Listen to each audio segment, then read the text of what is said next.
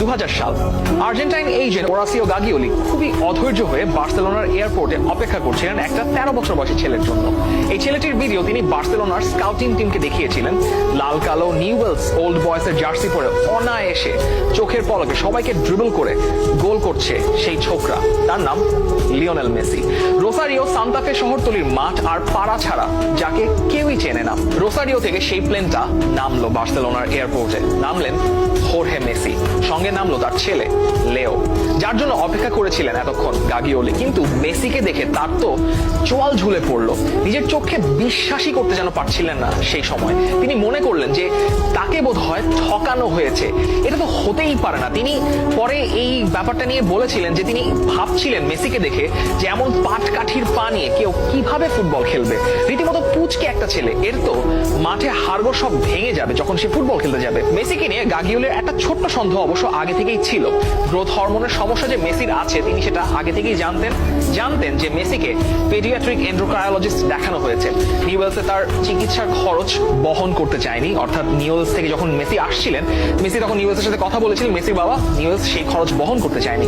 বার্সাও আপাতত 2 সপ্তাহের জন্য ট্রায়ালে ডেকেছে, তবে মেসিকে যদি সাইন করাতে হয় তবে পুরো পরিবারকে বার্সেলোনায় রাখার খরচ সঙ্গে চিকিৎসার খরচটাও তাদের দিতে হবে। বার্সেলোনা এ ব্যাপারে কিছুটা দোনোমনার মধ্যে ছিল, তারা সন্দিহান ছিল যে আসলে এই ব্যাপারটা তারা নিবে কিনা। তবে এয়ারপোর্টে নামার পরের দিন বার্সার ইউথ টিমের হয়ে মেসি খেলতে নেমেছিলেন। সেই মেসিকে নিয়ে যত সন্দেহ দানা বেঁধেছিল বার্সা বোর্ডের এবং গাগিওলির, পুরোটাই চলে গিয়েছিল তার ট্রেনিং সেশনটা দেখে। গাগিওলি বলেছিলেন এই ব্যাপারটা নিয়ে এক সময়। সেখানে উপস্থিত ছিলেন সে সময় বার্সার টেকনিক্যাল ডিরেক্টর কার্লোস রেশাকো। সেই বছরের ডিসেম্বর মাসেই গাগিওলি জোসেফ মারিয়া মিঙ্গেলার উপস্থিতিতে যিনি মেসিকে বার্সার জন্য সাইন করিয়েছিলেন।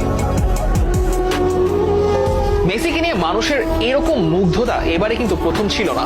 মেসিকে দেখার মুগ্ধতা এর আগে প্রথম টের পেয়েছিলেন মেসির প্রথম কোচ সালভাদোর আপিরিসিও। তার দলের খেলা ছিল সেদিন, কিন্তু তার একজন প্লেয়ার শর্ট ছিল। আপিরিসিও মাঠের স্ট্যান্ডের দিকে তাকালেন, দেখলেন স্ট্যান্ডে ছোট্ট একটা ছেলে একা একাই খেলছে। পাশে তার মাকে আপিরিসিও বললেন ছেলেটাকে তার লাগবে। মা সেলিয়া মারিয়া কুচিত্তিনি বললেন তার ছেলে ফুটবল খেলতেই জানে না। কিন্তু কোচ গো ধরে বসলেন মেসিকেই তার লাগবে। মেসি মাঠে নামলেন, সবাইকে ড্রিবল করে চলে গেলেন, আর আপিরিসিও শুধু মুগ্ধ হয়ে দেখলেন। আর্জেন্টাইন ফোকলোরের সবচেয়ে সুন্দরতম দৃশ্য এখনো হয়ে আছে 86 বিশ্বকাপে ইংল্যান্ডের বিপক্ষে মারাদোনার নিজের হাফ থেকে বল নিয়ে ড্রিবল করে দেওয়া সেই অবিশ্বাস্য গোলটা। 2007 সালে মেসি হেতাফের বিপক্ষে করেছিলেন ঠিক সেরকমই আরেকটা গোল। আপিরিসিও এক সাক্ষাৎকারে বলেছিলেন তার কাছে মারাদোনার চাইতে মেসির গোলটাই বেশি ভালো লেগেছিল। মেসিকে পিছিয়ে তিনি যতবারই এভাবে খেলতে দেখেছেন ততবারই তিনি কেঁদেছেন। সে কান্না কেমন কান্না সেটা হয়তো আপনারাও অনেকবার টের পেয়েছেন। 2003 সাল থেকে মেসি বার্সার একাডেমি দলের নিয়মিত মুখ। অনূর্ধ্ব 16দের সঙ্গে শুরু করলেন নিজের প্রথম ফুল সিজনে, 31 ম্যাচে করলেন 38 গোল। অবিশ্বাস্য একটা নাম্বার সে সময় যে কোনো বয়সী একটা ছেলের জন্য। সেই 2003-2004 সালেই মেসি পেলেন প্রমোশন অনূর্ধ্ব 16 থেকে সরাসরি অনূর্ধ্ব 18 দলে। সেখানে অবশ্য বেশি দিন থাকতে হয়নি। মেসি নামের অবিশ্বাস্য এক ট্যালেন্ট যে বার্সার ডিসপোজালে আছে সে সময় বার্সা কোচ ফ্র্যাঙ্ক রাইকার্ড সেটা জানতেন ভালো মতোই। 2003 সালের নভেম্বর মাস জোজে মরিনিওর পোর্তোর বিপক্ষে একটা ফ্রেন্ডলি ম্যাচে মেসিকে মাঠে নামালেন রাইকার্ড মাত্র 15 মিনিটের জন্য। আর সেই 15 মিনিটটাই যথেষ্ট হয়েছিল মেসির জন্য। মেসিকে আর বার্সা একাডেমির হয়ে 1 মিনিটও খেলতে হয়নি। বার্সা সি দলে খেললেন বার্সা বি দলেও।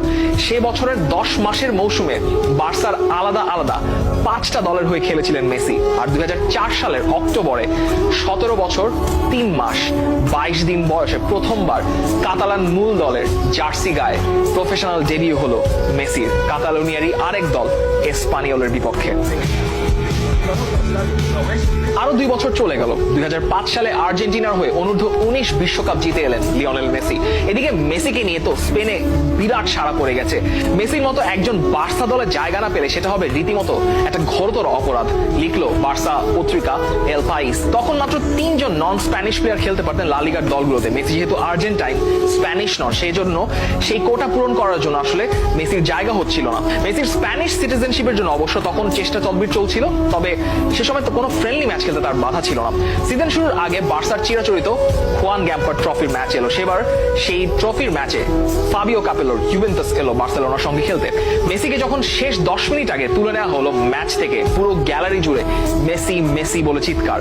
শেষ 80-85 মিনিট জুড়ে মেসি যতক্ষণ মাঠে ছিলেন ঘোল খাইয়েছেন Gianluca Pessotto, Fabio Cannavaro, Jonathan Zebina আর গিলিয়ানো জিয়ান শেডার মতো ভেটারান প্লেয়ারদেরকে। Final whistle, Barcelona 2 Juventus 2।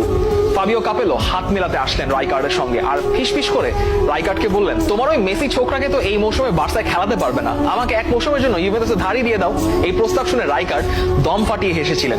কাপেলো পরে এই ব্যাপারটা নিয়ে বলেছিলেন যে মেসির বয়সী এমন কোয়ালিটিফুল প্লেয়ার তিনি কখনোই এর আগে দেখেননি। মেসি বড় হতে থাকলেন। 2006 সালে তিনি ফুল ফ্লেজেড একজন বার্সা টিম মেম্বার। রোনালদিনিও আর ডেকো তার ব্রোজ কিংবা বড় ভাই বা বড় ভাই সুলভ বন্ধু। মেসির কনসেন্ট্রেশন শুধু ম্যাচে আর ম্যাচ শেষে তার প্লে স্টেশনে। তবে রোনালদিনিও আর ডেকো সঙ্গ পেয়ে একটু একটু মাস্তিও করা শুরু করেছিলেন তিনি। বার্সা হায়ারার্কি তাদের প্রাইসড অ্যাসেটের মনোসংযোগ যেন নষ্ট না হয় তার কোনোটাই হতে দিতে চায়নি। মাঝে রাইকার্ড 2007 সালে দলের উপর নিয়ন্ত্রণ হারালেন। 2008 সালে এই যে মেসির মনোসংযোগ যেন নষ্ট না হয় সেজন্য রোনালদিনো এবং ডেকোকে ট্রান্সফার আউট করে দেওয়া হলো ক্লাব থেকে। পেপ গার্দিওলা কোচ হলেন। শুরু হলো দ্য পেপ মেসি এরা কিংবা the great Messi false nine এরা। The greatest trick the devil ever pulled was convincing the world he didn't exist. The usual suspects যারা দেখেছেন মুভিটা, কেভিন স্পেসির এই আইকনিক লাইন অফ ডায়ালগটা হয়তো আপনার মনে আছে। এই ডায়ালগের অরিজিন 19 শতকে যখন শার্ল বোডলেয়ার প্রথম লিখেছিলেন, one of the artifices of the Satan is to induce men to believe that he does not exist. এই কথাগুলো বলার একটাই কারণ পেপ গার্দিওলার অধীনে Messi became the devil. Guardiola induced a trick that made Messi invincible, invisible. Defenders didn't know whom to track, whom to defend. From a winger, Messi was transformed into a false nine. এর আগে magical ম্যাজায়ার্সের নান্দর ইরিগুতি এই জাদুটা দেখিয়েছেন হাঙ্গেরির false নাইনের জাদুটা। পরে Alfredo দি Stefano, Michael লাউড্রাপ, Francisco টটিরাও এই রোলে খেলে flourish করেছেন। যখন 4-4-2 ফরমেশনটা ফুটবলে সবকিছুকে ছাপিয়ে গেল তখন এই রোলের জাদুটা হারিয়ে গিয়েছিল। শুধুমাত্র মেসির কথা মাথায় রেখে গার্দিওলা নতুন করে কনজিওর করলেন এই ফলস নাইনের জাদু এবং এই ফলস নাইন স্টর্ম আঘাত হানলো 2009 সালের মে মাসের 2 তারিখে বার্সার আর্চ রাইভাল রিয়াল মাদ্রিদের বিপক্ষে এল ক্লাসিকোতে। সাধারণত ম্যাচের আগের দিন রাতে গার্দিওলা নিজেকে তার অফিসে বন্দি করে রাখেন। খুবই সফট একটা মিউজিক ছেড়ে রাখেন, ওয়াইন হাতে অপোনেন্টের ভিডিও দেখে সেগুলোকে কাটাছেড়া করেন। চট করে ভিডিওতে একটা জিনিস দেখে রিয়াল মাদ্রিদে তিনি ল্যান্ডফোন হাতে নিলেন। রাত তখন বাজে 10টা। তিনি ফোন করলেন লিওনেল মেসিকে, বললেন তুমি এই মুহূর্তে যেখানে আছো এখনই অফিসে আসো, তোমাকে একটা গুরুত্বপূর্ণ জিনিস দেখাতে হবে। মেসি বার্সা অফিসের করিডোর ধরে পেপের রুমে এলেন। পেপ বললেন, মেটজেলদার আর কানাভারোর পেছনের স্পেসটা দেখো। ওরা রিয়াকশন নিতে যেই সময়টা নেয় সেখানে অনেক বড় একটা স্পেস ফাঁকা পড়ে থাকে। এখন থেকে এটাই হবে দা মেসি জোন। যখন আমি সংকেত দেব এতর সঙ্গে সুইচ করবে। মেসি সবকিছু শুনলে মাথা নেড়ে বিদায় নিলেন। ম্যাচের দিনে 10ম মিনিট, লেফট উইং এ থিওরি অরি, রাইটে মেসি আর সেন্টার ফরওয়ার্ড রোলে স্যামুয়েল এতো। গার্দিওলা সেই সিগন্যালটা দিলেন। এতো শিফট করলেন রাইট উইং এ আর মেসি নেমে এলেন মিডফিল্ডে। The tip of the diamond, ক্রুইফের ড্রিম টিমের 3-4-3 ফরমেশনে যেই টিপ অফ দ্য ডায়মন্ড ছিল সেখানে এলেন মেসি।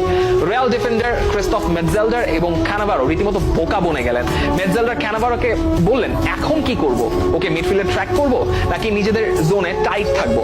সেই সিদ্ধান্ত তারা পুরো ম্যাচেও পৌঁছাতে পারেননি। যখন শেষ বাঁশি বাজলো মাদ্রিদের উপর দিয়ে একটা ঝড় বয়ে গেছে। Barca 6 Madrid 2। এরপরের 4 বছরই এভাবেই ফলস লাইন রোলে ডমিনেট করে গেছেন মেসি। এই ট্রিক এতটাই কার্যকরী হয়ে উঠলো যে ম্যানচেস্টার ইউনাইটেড 2বার এর ভিকটিম হলো চ্যাম্পিয়ন্স লিগের ফাইনালে গিয়ে। অ্যালেক্স ফার্গুসন অর্থাৎ স্যার অ্যালেক্স ফার্গুসন সেবার বলেই ফেলেছিলেন তার এত বছরের ম্যানেজারিয়াল ক্যারিয়ারের এই বার্সা টিমের মতো তার বিপক্ষে থাকা টিম তিনি কখনোই দেখেননি। এই বার্সা টিমটাই তিনি তার ফেস করা সেরা একটা একটা দল।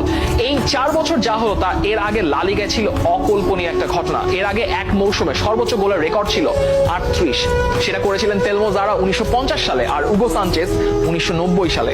2009 সাল থেকে 2013 সাল পর্যন্ত মেসি গড়ে লা লিগায় গোল করেছেন 40টি করে। আর সেই অবিশ্বাস্য 2011-12 সালে শুধু লা লিগাতেই করলেন 50 গোল, মৌসুমে 73 গোল আর বছরে 91 গোল। টানা 4 বছর ব্যালন ডিওর উঠলো তার হাতে। সে সময় Messi goal machine, Messi the assist maker, Messi the dribbler. Messi শুধু গোল আর অ্যাসিস্ট নয়, মিডফিল্ড থেকে বিল্ড আপের 8% আসতো, অর্থাৎ বার্সেলোনার বিল্ড আপের 8% আসতো তার পা থেকে।